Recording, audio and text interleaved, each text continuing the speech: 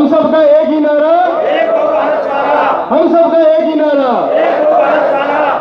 दोस्तों, हम सब यहाँ धरने पर इकट्ठे हुए हैं, हम सब ह्यूमन सोसाइटी के जो हमारे निवेशकों की जमा धनराशि यहाँ फंसी हुई है उसको वापस लेने के लिए प्रशासन से ये गुहार लगाते हैं कि इतने सभी संख्या बल को देखकर आप जागिए और आप कार्रवाई कीजिए।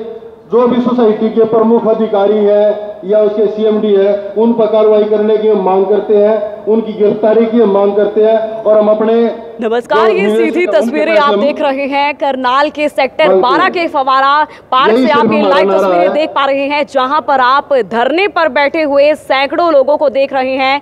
ये वो लोग हैं जो humans welfare credits and thrift cooperative society से ताल्लुक रखते हैं और इनकी ऑर्गेनाइजेशन जो है 3 दिसंबर से पोर्टल जो है बंद कर दिया जाता है। ये वो सभी तमाम लोग हैं जो इस वेलफेयर सोसाइटी से जुड़े हुए थे, लेकिन पोर्टल बंद होने के कारण तमाम महिलाएं भी यहाँ पर मौजूद हैं, पुरुष भी मौजूद हैं जो कि बेरोजगार होकर अपने घर पर बैठ जाते हैं। हालांकि इनके द्वारा ये पहला धरना नहीं है, पहले भी बहुत से धरने प्रदर्शन भी किए गए हैं, लेकिन प्रशासन से अभी तक जो है प्रशासन ने इनकी मांगों को नहीं सुना है, जिसके बाद एक बार फिर से ये तमाम लोग जो है धरने पर बैठ जाते हैं। और सिर्फ करनाल ही नहीं बल्कि हरियाणा के अलग अलग जिलों से ये लोग यहाँ पर इकट्ठे हुए हैं, जिसमें से आप देख सकते हैं महिलाएं भी यहाँ पर कुछ मौजूद हैं। तमाम जितने भी पुरुष जो हैं जो इस वेलफेयर सोसाइटी में काम करते थे वो सभी बेरोजगार होकर जो है अब इतने मजबूर हो चुके हैं कि उन्हें धरना प्रदर्शन करना पड़ रहा है। तमाम लोगों से भी हम लोग बातचीत करेंगे। सर, क्या कहना चाहेंगे, क्या आपकी मुख्य मांगे हैं और आपका चलते चलते पोर्टल कैसे बंद हो गया है, क्या आपको कारण बताए गए हैं? देखो, इसकी हमें कोई जानकारी नहीं मिली कि ये पोर्टल कैसे बंद हो गया। 3 दिसंबर के बाद से जब भी हमने पोर्टल को खोलना चाहा या उसकी मोबाइल ऐप को खोलना चाहा तो वहाँ पर एरर शो होने लगा और उसके बारे में कोई मेल का जवाब नहीं आया, ना किसी ने फ़ोन उठाया। तो उससे हमें पता लगा कि अभी पोर्टल बंद हो चुका है। उसकी हमने लिखित में कार्रवाई की मांग भी करी है और प्रशासन से ये गुहार भी लगाए है कि हमारा ये पोर्टल जो है उसकी जाँच कराई जाए, किसने कैसे क्या बंद किया है और वहाँ ऊपर अधिकारियों पर उचित कार्रवाई की जाए। मुख्य कार्यालय किधर है आप लोगों का? मुख्य कार्यालय जी ह्यूमन सोसाइटी का है, दिल्ली में बताया गया। जहाँ पर जब हम वहाँ पर गए तो हमने वहाँ पर कोई ऑफिस वहाँ पर नजर नहीं आया। तो 3 दिसंबर को पोर्टल बंद हुआ है आप लोगों का जी, काम करना बंद हो गया है। बिल्कुल उसके बाद सब लोग बेरोजगार हैं। बेरोजगार तो है जी। आज बेरोजगारी का उतना दुख नहीं है जितना दुख हमें हमारे निवेशकों की जो जमा धनराशि है इसमें गरीब मजदूर लोगों ने अपने डेली के 100 रुपये भी यहाँ पे जमा करा रखे हैं। तो एक हर एक प्रकार का वर्ग हमारे से जुड़ा हुआ था। कल तक हमने अपनी फेस वैल्यू पर लोगों को बताया, समझाया और ठीक काम भी चल रहा था, लेकिन अचानक पता नहीं ये क्या इसमें पोर्टल भी बंद हुआ है। और पोर्टल बंद होने से पहले भी पेमेंटों में आनाकानी हो रही थी और ऑनलाइन पेमेंटों को बोलकर हमारे को पेमेंट नहीं दी जा रही थी, उसमें देरी की जा रही थी। अभी क्या मांग करेंगे प्रशासन से? पहले भी धरना किया है आप लोगों ने? बिल्कुल जी, हमने सोनीपत से शुरुआत करी थी, सोनीपत के बाद हमने रोहतक, पानीपत और अभी हम करनाल धरना करें। इसके बाद हम कुरुक्षेत्र भी यहाँ धरना करेंगे। क्या मांगे हैं सर आपकी मुख्य? अगर मांगे नहीं पूरी की जाती है तो कब तक आप ऐसे प्रदर्शन करेंगे? देखो, जब तक लोगों का पैसा नहीं मिलता हम यही प्रदर्शन करते रहेंगे, क्योंकि बहुत गरीब आदमियों का पैसा फंस रहा है। इसकी कोई 500 का खोलता था, कोई 700 का, कोई 200 का बेचारा, कोई अपने बच्चों की पढ़ाई के लिए, कोई स्कूल की फीस के लिए, कोई मकान के लिए, कोई शादी के लिए अपने बच्चों की। यही पैसा गरीब आदमी जोड़ते थे और यही इन लोगों ने ठग लिया है। मैं सरकार से और गृह मंत्री से यही गुजारिश करता हूं और नायब सिंह सैनी से कि इन लोगों का गरीब का पैसा दिलाया जाए। अगर ये पैसा नहीं दिलाया गया तो ये लोग कल को सड़कों पर आएंगे और सड़कों पर आकर के जब सरकार तीसरी बार बना दी तो ये सरकार को भी एक तरफ कर देंगे। फिर इतनी ताकत इन लोगों में है।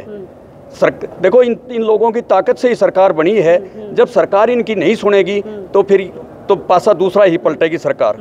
अभी नगर निकाय के चुनाव भी चल रहे हैं, कुछ लोग यहाँ पर करनाल से भी संबंधित होंगे, तो अभी क्या चुनावों के दौरान क्या सरकार? हम तो यही है कि भारत सरकार या गवर्नमेंट सरकार हमारी सुने, भाई इन लोगों गरीब का पैसा दिलाया जाए, किसी भी तरीके से दिलाओ।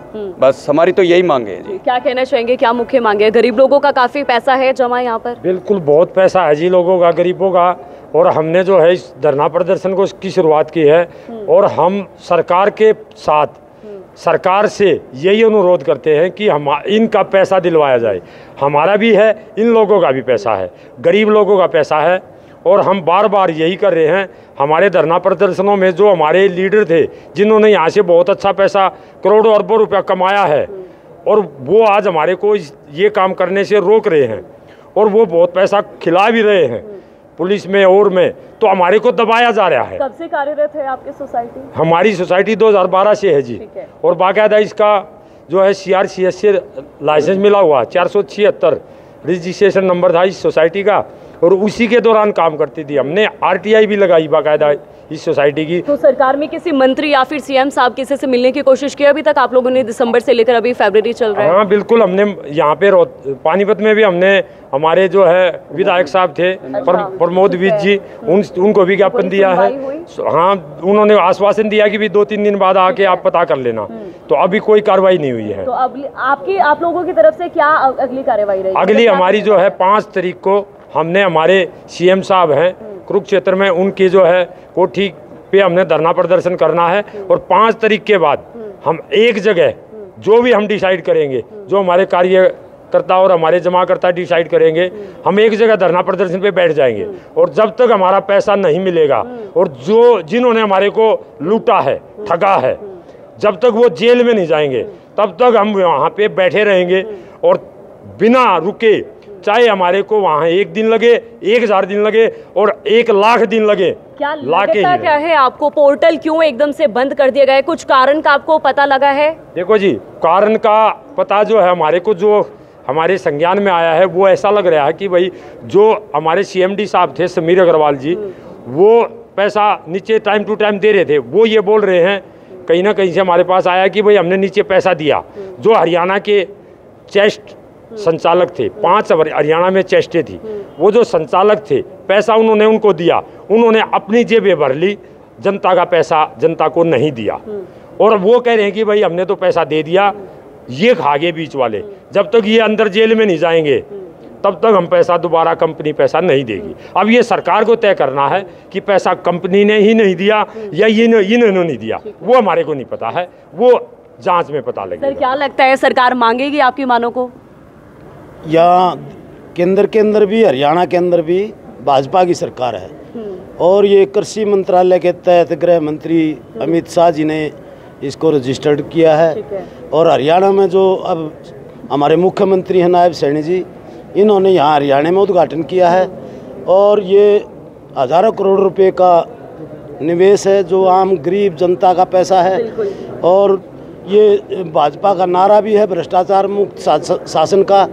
और पिछले लंबे समय से हम आंदोलन कर रहे हैं, ज्ञापन दे रहे हैं कि भाई ये इतना बड़ा घोटाला हुआ है, गरीब जनता का पैसा है।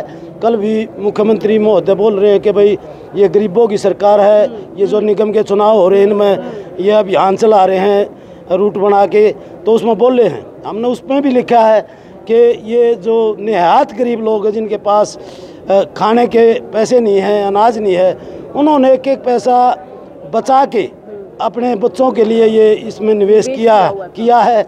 और वो पैसा ये कंपनी और ये जो हरियाणा के अधिकारी हैं, ये लूट के भाग रहे हैं। सरकार की जिम्मेवारी बनती है, जो गृह मंत्री की भी, केंद्र सरकार के और हरियाणा के मुख्यमंत्री की भी, वो हस्तक्षेप करें, क्योंकि ये बड़ा मामला है। हम जिस भी ज़िले में SP से CP से मिलते हैं, वो कहते हैं कि ये पूरे इंडिया लेवल का हरियाणा का मामला है, अकेले हम नहीं कर सकते।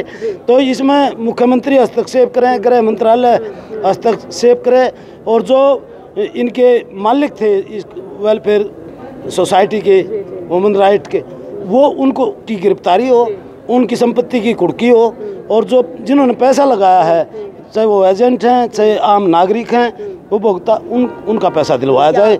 जब तक नहीं दिलवाया जाएगा ये आंदोलन जारी रहेगा। सौंपा है पानीपत के MLA से आप लोग मिल चुके हैं, क्या आप लोगों का भी फंसा हुआ है इसमें? हाँ जी, यहाँ पे ना मेरा ही नहीं, मैं सोनीपत से हूँ, विपुल अंतिल मेरा नाम है। इसकी कहीं ना कहीं FIR की शुरुआत मैंने ही की थी। मैंने, क्योंकि जब नीचे सुनवाई नहीं हो रही थी, तो मैंने DGP साहब से डायरेक्ट मिलके इस कार्रवाई के खिलाफ उनको एप्लीकेशन दी थी, तो वहाँ से शुरुआत हुई थी। और अभी कहीं ना कहीं इसमें ना बहुत बड़े अधिकारी भी हैं, कंपनी के बहुत सारे ऐसे जो बड़े लीडर हैं women welfare credit cooperative society के, जिन्होंने ना ये पैसा बहुत अच्छे तरीके से, लीगल तरीके से, संगठित तरीके से इन्होंने ठगी की है।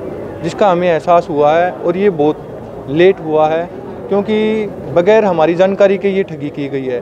तो इसमें हम लोग अपराधी भी नहीं है। किसने की है ठगी? ये कंपनी के सोसाइटी के जो बड़े अधिकारी हैं, जिनका नाम सचेत सागवान है, पप्पू शर्मा है, विजेंद्र रूल है, और जो हमारे आकाश श्रीवास्तव है, राम कुमार झा हैं जो चेस्ट ब्रांच है, और मेन तो ठगी में हरियाणा की ये शामिल हैं। इनसे द्वारा हम प्रशासन से इन्हीं के द्वारा जांच इनसे की जाए, इनसे पूछा जाए, क्योंकि सबसे बड़ी जो ठगी जो हुई है इनका सबसे ज़्यादा जानकारी इन्हीं के पास है। और अब हालांकि इस टाइम पे क्या किया जा रहा है, बेकसूर इसमें ना लाखों की संख्या में एजेंट है यहाँ पे, जो बेरोजगारी की समस्या के चलते यहाँ पे शामिल हुए थे वुमेन सोसाइटी में, और बहुत सारे सुविधा केंद्र संचालक हैं, लगभग हरियाणा में 250 के लगभग हैं। तो इनको झूठे मुकदमों में फंसाने के लिए कंपनी ने, सोसाइटी ने अपने सारे साक्ष्य, ऐप, सॉफ्टवेयर सब नष्ट कर दिए हैं। डॉक्यूमेंटों के आधार पर यदि देखा जाए तो सिर्फ एजेंट और सुविधा केंद्र संचालकों को दोषी बनाया जा रहा है, जो कि गलत है। मेरा ये मानना है कि 2-4 को छोड़ के बाकी सभी यहाँ पे ना बेकसूर हैं, निर्दोष हैं। तो हम यही चाहते हैं कि अच्छी से अच्छी हमारी जो कार्रवाई हो जाए, बड़ी जांच एजेंसी द्वारा हो जाए, और ये बड़े अधिकारियों द्वारा हो। बिल्कुल, तो आप तस्वीरों में देख सकते हैं हरियाणा के लगभग हर जिले से यहाँ पर ह्यूमन वेलफेयर सोसाइटी के तमाम लोग जो हैं वो यहाँ पर इकट्ठा हुए हैं और धरना प्रदर्शन करते हुए नजर आ रहे हैं। और इन लोगों द्वारा कंपनी के मालिक पर आरोप लगाए जा रहे हैं कि उसने जो है गरीबों के पैसा जो है उसके साथ ठगी की है। बहरहाल ये तो देखने वाली बात होगी कि ये तमाम लोग जो है प्रशासन से भी अपील करते हुए नजर आ रहे हैं, सरकार के आगे भी अपनी गुहार लगाते हुए नजर आ रहे हैं। अब देखना ये बाकी होगा कि क्या सरकार इनकी मांगे मानती है या नहीं। आप सभी लोग देख रहे हैं करनाल ब्रेकिंग न्यूज़, मैं हूं आपके साथ दीपाली धीमान। नमस्कार।